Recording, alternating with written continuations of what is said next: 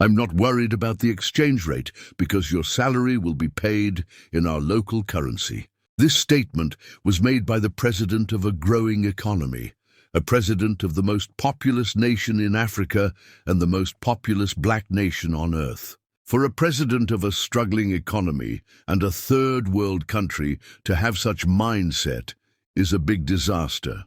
For a president of a country that imports 60 to 80% of her consumer goods to have such mindset is economic suicide. Any third world country that has such a president is in a big economic trouble because their economy will definitely be in ruins. Very unfortunately, that country is Nigeria, my beloved country. Tinubu actually made that statement, though, before he became president, but it shows you his economic mindset, which is a disaster. Now you know why our economy is in shambles. It's not the fault of the CBN governor. It's not the fault of the Minister of Finance or any other minister. Rather, it's completely the fault of the president. Water naturally runs down from the top. Everything rises and falls on leadership, they say. Simple explanation. If the exchange rate is high, it simply means that the importer requires more naira than usual to import his goods. Note that the dollar cost of such items may still be the same, but because of high exchange rate, the importer spends more naira than usual to buy them. The importer definitely will sell at high price, according to how he bought. So ordinary Nigerians now bear the consequences. Some have argued about why the prices of locally produced goods are high too. Either such persons are ignorant, delusional, or just being wicked. There is almost nothing we produce in Nigeria without some parts of it being imported. Let's take farming, for instance. The farm equipment, fertilizer, seeds, many of them are imported. Some are produced locally like fertilizer, but the producers still have to import raw materials, equipment, machine parts, etc.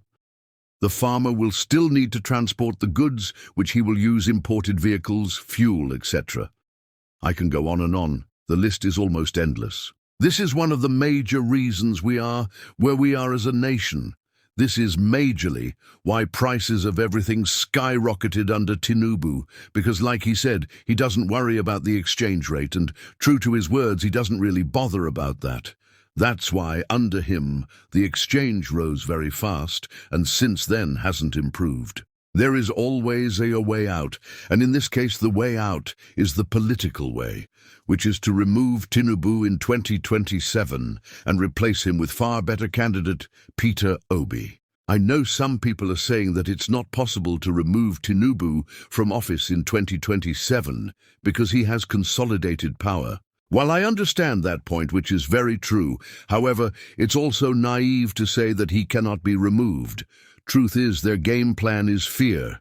They want people to believe they are now untouchable and then give up. Please don't fall for their strategy. I know it's extremely difficult to defeat Tinubu in 2027, but it's also possible to remove him. So I encourage every obedient and well-meaning Nigerian never to be discouraged, but instead be fired up even more to liberate Nigeria from these predicaments. Let's rally around Peter Obi and support him the much we can.